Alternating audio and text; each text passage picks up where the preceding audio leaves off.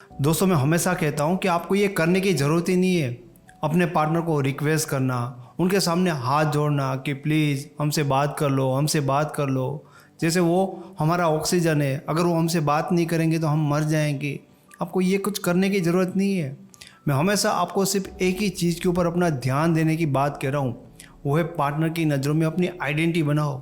तुम्हें सीखना होगा कि यार मैं अपने पार्टनर की नज़रों में कैसे अपनी जो ये बिगड़ी हुई आइडेंटिटी है ना उसको सुधार सकता हूँ।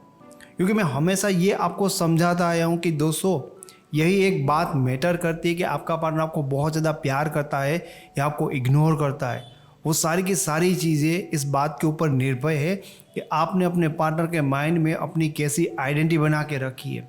इस वीडियो में ऑफकोर्स बहुत ही महत्वपूर्ण ऐसी चीज़ों के बारे में हम डिस्कस करने जा रहे हैं जो आपके पार्टनर के माइंड में आपकी एक इमेज को बहुत अच्छी बनाएगी, आपकी इमेज को चेंज करने में आपको काफ़ी मदद करेगी। क्या है वो चीज़ें, उनके बारे में हम बात करते हैं।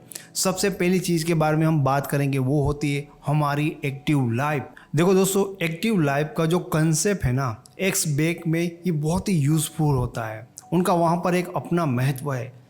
पर अगर तुम अपने पार्टनर के माइंड में अपनी एक आइडेंटिटी क्रिएट करना चाहते हो ना तो तुम्हें अपनी एक्टिव लाइफ दिखानी ही होगी। देखो ये चीज़ ऐसी होती है जो तुम्हारे रिलेशन को तो बेटर करती है डेफिनेटली, लेकिन तुम्हारी लाइफ को भी चेंज कर देंगे। एक्टिव लाइफ का जो क्या मतलब होता है ना वो हम समझते हैं। अभी बहुत सारे लोग ऐसे होंगे जो जॉब करते हैं एंड जॉब में भी ऐसा दिखाता है कि जॉब में उनको मज़ा आ रहा है ना उससे ज़्यादा उनको अपने पार्टनर से जानों से बात करने में आ रहा है। तो क्या मेरा कहने का मतलब ऐसा है कि आप उस पर्सन को ऐसा मत दिखाओ कि हमें तुम्हारे साथ मज़ा नहीं आ रहा है। नहीं, मैं ऐसी बात नहीं कह रहा हूँ। मैं ये कह रहा हूँ कि ऐसी चीज़ नहीं होनी चाहिए कि हम अपनी लाइफ में और चीज़ों में इतना चीज़ हम इंजॉय ना करें या वो चीज़ हम ऐसे दिखाए नहीं कि भाई बाकी जो सारी चीज़ें ना उनका इतना इम्पोर्टेंट नहीं है। बस जॉब पे जाते 9 बजे से 5 बजे एंड उस टाइम पे हम मजबूरन बात नहीं कर सकते, लेकिन उससे सिवा तो हम एकदम अवेलेबल। तो ये आपकी एक्टिव लाइफ नहीं होगी। आपकी एक्टिव लाइफ में ना करने के लिए बहुत सारी चीज़ें होनी चाहिए, जैसे कि तुम्हारे दिन की शुरुआत से रात तक बहुत सारी चीज़ें। जस्ट जॉब, ये गर्लफ्रेंड या बॉयफ्रेंड इतना ही नहीं है, ठीक है। तुम्हारी लाइफ में स्पोर्ट भी होना चाहिए, तुम्हारी लाइफ में फ्रेंड्स भी होना चाहिए, फैमिली भी होना चाहिए। यानी कि अगर तुम अपने दिन का शेड्यूल देखो तो बहुत सारी चीज़ें हैं। इससे क्या तुम्हारे पार्टनर के माइंड में जाएगा, इससे एकदम क्लियर तुम्हारे पार्टनर के माइंड में एक आइडेंटिटी बनती कि इस बंदे के पास ना बहुत कुछ होता है करने के लिए। कई बार मैं ऐसे लोगों से मिलता हूँ जो उनकी एक्टिव लाइफ ना बहुत ही ज़्यादा अच्छी होती है। वो जॉब भी कर रहे होते हैं, उनकी स्टडी भी स्टार्ट होती है, वो और चीज़ की भी प्लानिंग कर रहे होते हैं, तो वो एक साथ ना उनकी लाइफ में बहुत कुछ होती है। और मैंने हमेशा देखा है ऐसे लोगों को ना लोग वैल्यूएबल समझते ही समझते हैं। क्यों समझते हैं? क्योंकि आपका काम का ये मतलब होता है कि आपके पास टाइम नहीं है। एंड जिस इंसान के पास टाइम नहीं है उसका मतलब ये होता है कि वो पर्सन ऑटोमेटिकली वैल्यूएबल है। पर मैंने ऐसे लोग भी देखे हैं जो मतलब कुछ एक काम कर रहे हैं लेकिन वो भी सही से नहीं कर रहे, उसमें से अपने पार्टनर को टाइम दे रहे हैं। उसने कहा मिलना है, वो कहते हैं कि मतलब सब कुछ छोड़ के आ जाऊँगा। ऐसी चीज़ आप देखते होगे, आप खुद ऐसा देखते ही होगे। ये इन लोगों को उनके पार्टनर टाइम के साथ छोड़ देते, इग्नोर करते, वो वैल्यू उनको नहीं मिलती। दूसरी चीज़ जो तुम्हारी आइडेंटिटी को अपने पार्टनर की नज़रों में सॉलिड बनाती है वो है कॉन्फिडेंस और तुम्हारी हैप्पीनेस।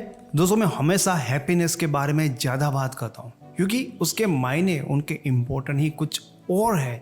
देखो इस दुनिया में ना दुख नहीं बिकता, लेकिन हैप्पीनेस 100% बिकती है। क्या होता है ना कि आप कई बार ऐसे सोचने लगते हो कि किसी को मैं ये दिखाऊं कि मेरी लाइफ में तो ये प्रॉब्लम है, तो हमारे ऊपर वो सहानुभूति दिखाए, थोड़ी सी सिंपैथी हम गेन कर ले। तो ये चीज़ आप मत करो, क्योंकि कोई इंसान को ना आपका दुख एक बार टच करेगा, 2 बार, लेकिन आपकी हैप्पीनेस हमेशा टच करेगी। एंड बहुत सारे लोगों की लाइफ में ना कॉन्फिडेंस नहीं होता। मैंने देखा है कि उसकी गर्लफ्रेंड के साथ वो हमेशा कहते हैं कि नहीं सॉरी, वो ऐसे रिएक्ट करते हैं कि उन चीज़ों को वो हैंडल नहीं कर पा रहे, अपनी लाइफ को और उस पर्सन को भी। तो ये दोनों चीज़ों में ना तुम्हारा कॉन्फिडेंस होना चाहिए कि तुम्हारी लाइफ में प्रॉब्लम आ रहा है तो भी तुम हैंडल कर रहे हो कॉन्फिडेंस के साथ। जो भी प्रॉब्लम आ रहे हो उसमें तुम हार नहीं जा रहे हो, तुम थक नहीं जा रहे हो, क्योंकि तुम देखते हो कि हमेशा से इस दुनिया में ना फाइट करने वाले, जीतने वाले लोग ही लोगों को पसंद आती है। रोने वाले और बहुत प्यार करता हूँ उनको कोई पूछता नहीं है। तो भाई सीधी सी बात है कि अगर तुम्हारे पास हर चीज़ को डील करने का ना एक सही कॉन्फिडेंस है, तुम चीज़ों से ना डरते हो, ना अपने पार्टनर से डरते हो, हर चीज़ का स्टैंड लेते हो, सही से जवाब देते हो, एंड तुम्हारी लाइफ में खुशहाली है, तुम अपनी लाइफ में खुश हो, तो देखो कोई भी पर्सन ना तुम्हारे साथ जुड़ना चाहेगा, क्योंकि वो तुम्हारे साथ रहकर अपनी लाइफ को भी देखता है। वो क्यों रहेगा ऐसे इंसान के साथ में जो छोटी सी प्रॉब्लम से डर जाता है, जो लाइफ की छोटी छोटी चीज़ों में हार जाता है, कहता है कि मुझे तो लाइफ में इंटरेस्ट नहीं है, जिसकी लाइफ में दुख ही दुख है। आप खुद सोचो, क्या लोग ऐसी लाइफ चाहेंगे? तो उनको पता है भाई कि अगर मैं इनके साथ आऊँगा तो मेरी लाइफ पे असर पड़ेगा, मेरी लाइफ इनकी लाइफ दोनों एक हो जाएगी, मतलब कुछ तो फर्क आएगा मेरी लाइफ में, इसकी प्रॉब्लम फिर मेरी प्रॉब्लम बनेगी। तीसरी चीज़ जो तुम्हारे पार्टनर के माइंड में तुम्हारी आइडेंटिटी को सॉलिड बनाती वो है, तुम्हें अपने पार्टनर के माइंड में ये चीज़ क्लियर करना पड़ेगा कि तुम ना इमोशनली इंडिपेंडेंट हो। अब ये चीज़ भी बहुत ज़्यादा ज़रूरी है, एंड इसके ऊपर तो मैं आपको बहुत ज़्यादा वजन दे के ये बताना चाहूँगा कि एकदम तुम्हारा पार्टनर ना श्योर होना आ जाए कि आप इमोशनली इंडिपेंडेंट हो।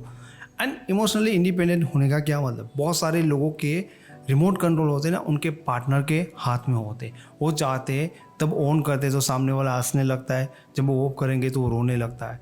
तो समझ रहे हो, आपके इमोशन आपका पार्टनर कंट्रोल कर रहा है। पर तुम्हारे पार्टनर को ना ये एकदम साफ साफ पता होना चाहिए कि कल को हमारा ब्रेकअप हो गया, कल को मैंने इसको छोड़ दिया तो इसको कोई फ़र्क नहीं पड़ेगा, ये टूट नहीं जाएगा।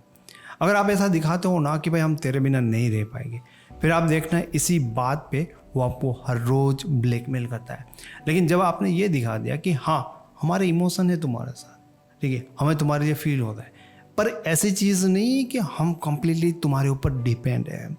बहुत सारे लोग अपने पार्टनर को ये फील करवाते हैं कि भाई तेरे बिना तो हमारा कोई उद्धार ही नहीं है, ठीक है। फिर वो इंसान अपनी वैल्यू ना अपने पार्टनर के माइंड से गवा देता है। चौथी चीज़ जो तुम्हारे पार्टनर के माइंड में तुम्हारी आइडेंटिटी को सॉलिड बनाता है वो है कि कभी कभार तुम अपने पार्टनर को अपने काम के लिए, अपनी चीज़ों के लिए ना मना कर दो।